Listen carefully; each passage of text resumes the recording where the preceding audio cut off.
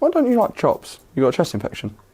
For the purposes of this video, I do, yeah. Look at what the super kick got. You start doing that and then you start getting... Look at what the super kick got. You hear about the guy who cemented his head in a microwave for views? Some lad from Dudley. Yeah, no, but in the same sense, we're not going to kill you. It's just going to hurt for a second, and then you're going to be like, oh, cool, 1 million views. Like, do you know what I mean? Million views.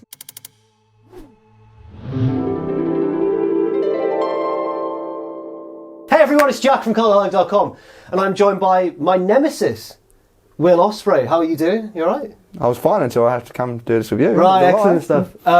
Since the super kick, it's been sweeping the globe, hasn't it, really? I still think you should take a chop. No, that's not going to be a theme of this video. I think you should. No. I think if you want 1 million views. 1 million views? Yeah, 1 million views. You've had a busy, I'm just changing topic now, you've had a busy few months, haven't you? A little bit. Over in Japan? Yep. 2-time IWGP Junior Heavyweight Champion now? Indeed. Who would you say, because now you've built up sort of a collection of rivals, I guess, Ricochet obviously, Kushida. Well, he's gone. He's gone. Kushida, Marty Skrull's been like a thorn in your side for years now. You can never let me get one over on him. No. You did recently. I beat him, but I meant like I was trying to bury him in a press conference and he showed up. And oh. Was that real? Was he actually late? Yeah, he was shoot late. He was on an airplane and he was meant to land the day before. So then he landed that day. I was like, oh, I can say what I want. And he's not here. And he was watching at home. He was like, no, get me to the press conference now. Can everyone get one over? Have you got a main rival, or is that? I think it's me and Takahashi. Takahashi. Me and Hiromu recently have just been like going back and forth quite a lot, but I just don't know. I mean, I don't know what's left for me to do in the junior heavyweight division right now. It's not me. Like I don't know. Honestly, I generally don't know what happens in the future. But like, I mean, I could do what Liger's done and try and be like an 11-time champion, or like have the longest reign of defences. But like, I'm a motivated guy. I've always wanted to walk centre stage in the Tokyo Dome, and to be that, for me and my personal perspective, I think I need to go to the heavyweight division, and there's not anyone in that division that can do what I can do. So I would love to test myself against the heavyweights, but yeah, it's just in due time. And like I think the junior heavyweights were the sole reason why I became a wrestler. Right. But preferences do change, and I look at guys like Kenny and Okada and even Ibushi, and just so many of the heavyweights, and I love that style, and I want to get in the ring with them. Yeah, well, you did have a really good match with Okada. Yep. Your stable leader, I guess, the leader of Chaos. Did you learn a lot from him? Do you learn a lot from him generally? I learned a lot from him just generally, just being like backstage with him. I'm his protege, but I'm kind of like his little brother now. Like he looks after me like so well, more than anyone in wrestling needs to. But he's taken me under his wing, as well as Gato, and shown me so much, and just even tagging with him, right? And just the way he moves, and it's captivating. Yeah. So getting in the ring with him, actually putting on, that's one of my favourite matches. That's up there, 100%. But just learning from him, really does make me quite happy, and I'm quite happy that he's the leader. I'm quite happy he's like the guy that I get to learn from. Yeah, fair. Well, as well as like learning from him, you've also taken an interest I've seen through various like social media outlets and stuff that you enjoy teaching trainees. Yes. You enjoy passing on your knowledge. Yes, I do. Did that have a big impact in your decision to start, of course, your own promotion that's coming up, Frontline? A little bit, because I'm going to get so much heat for this. But like, I do feel like British wrestling's kind of got to the point where everyone's treating it like a little bit like jokey.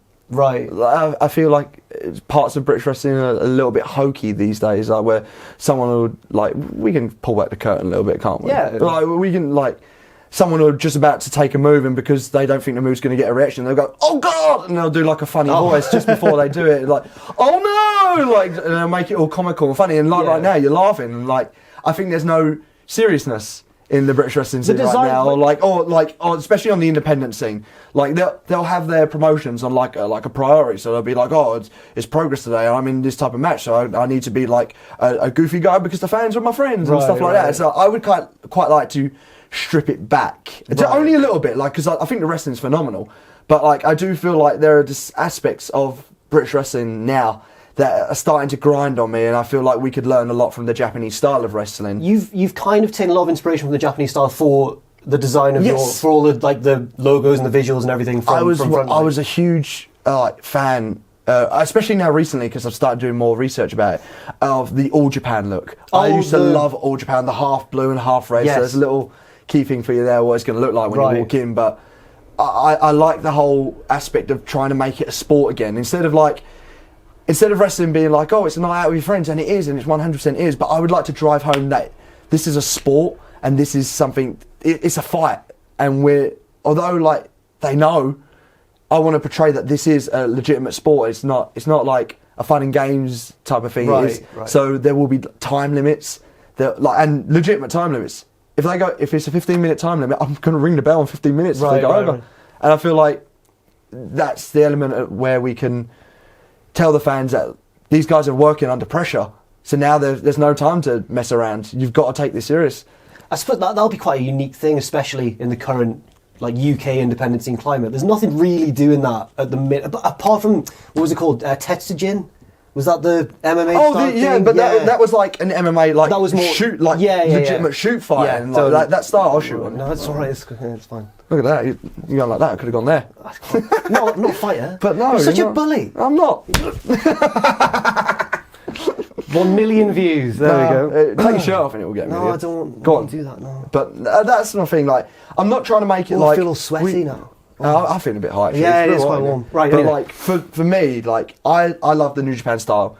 Like the junior heavyweights are the best like wrestlers. Period. I think are great. Right. And I think the heavyweights like are insane as well. But the way that they complement the matches and stuff, like you hardly see a junior heavyweight beat heavyweight. You know, it's that build, it's that rise, and I want things to mean something. And I just feel like these days people are just throwing it out there and they're just being like, oh, we're all friends and we don't mind and stuff.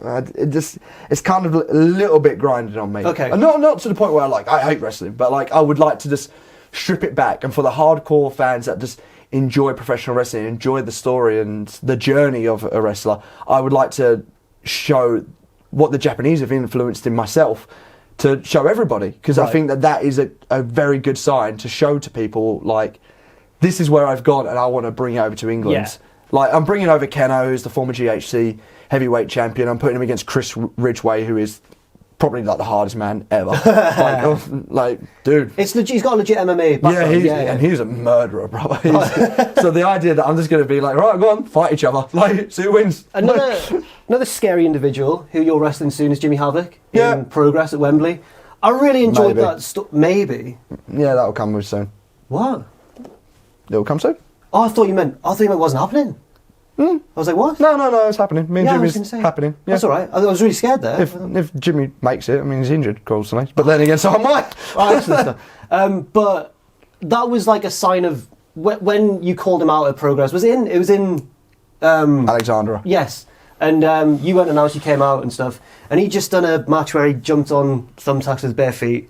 Because that's the sort of thing that he just enjoys doing that sort of thing. No, it's weird. Why'd you do it? I don't know. But your rivalry's been a storied one as well throughout the past few years. I think that's kind of what made me in a weird way. I think that's the essence of starting. Because I was like that. I was like the, haha, I'm a cheeky Essex boy. But like when that serious side got brought into me, then I know I had to fight. And I think that's just part of my journey. Wherever I've gone, no matter how far, I'm linked to like certain people, and I think he's the biggest link to me. And I feel like seeing him so just underappreciated, especially in that promotion. I feel like me and him made that promotion what it is. Not made it, but like we did take it on our back and we did help it quite a lot. I personally started watching it when your feud was in the works. And so did so many people. Like my missus even said that's actually one of the matches that got me into wrestling. Right. When it actually makes me feel really happy.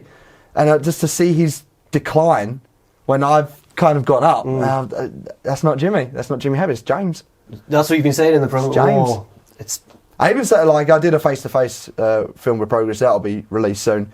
But I said to him, I was like, I don't see him as Jimmy anymore, I see him as James. Me and Jimmy Havoc built Progress, but that's James. Like, you guys have destroyed him because of 3 letters. We can't say what the... No, but like, I'm not saying that it's a bad thing. No, right. Because what they've done is brilliant, and now Progress has a complete link tied to that company. But I feel like Jimmy Havoc has suffered because of it. Right. And seeing as he's the man that got them where they are, I feel like that's very disappointing from my side of things. But if he's going to call it quits, I don't think anyone can end that. Not even him. I have to. Right. Well, my last question was, you've kind of already answered it. I was going to say what's next for Will Ospreay, but your ambition... My ambition... No, I'm not. I'm just... My eyes just generally wander. That's all right then. But I was going to say what's next... I'm eyeing you up, by the way. Right, okay, cool. Want a kiss? No. You've set up sort of... You've set your ambition out that you would like to end up in the heavyweight division in New Japan. But just generally, what's next for Will Ospreay? I'm going back to New Zealand and Australia to try and help that scene out a little bit more, because I believe that there are so many talented guys there. Some of them more talented than the British wrestlers that are succeeding. But I would like to try and help that scene out as much as I can. I'm just going to keep travelling the world, keep trying to put on weight to make heavyweight one day. I mean, I'm up to 90 kilograms now. Excellent stuff. Which is cool. I mean, I'm getting a bit of love handles, I'm not going to lie, but... I'm working to get rid of them. Stop looking at them now. You've brought them up. But I didn't realise we were going to be so shy together on camera. Yeah, it's a bit weird. I just want to pick you up. I'm not even shy. I really want to punch you in the face. I'm just going to do the outro before you do. Thanks for watching, everyone. I've been Jack from Cultaholic.com. You can follow me on Twitter at Jack the Jobber. If you want to do your own Twitter. Yeah, Will Ospreay. Please spell it right. Ospreay. And never forget to join us as well. Frontline as well. I'm going to put that in. Frontline Promotions. Join Cultaholics as well. Join us. Join us. He's done it. Join us. Oh. Join us. That's weird. That's weird. Right. Can we do this chop or what? No, I genuinely don't want to. No. You can do it again with my top on. Oh, can I? Yeah. Oh, can I take this mic off if I'm going to do it? Just stand there and take it. This is like me bullying as well. That's even hurting, isn't it? Alright, ready?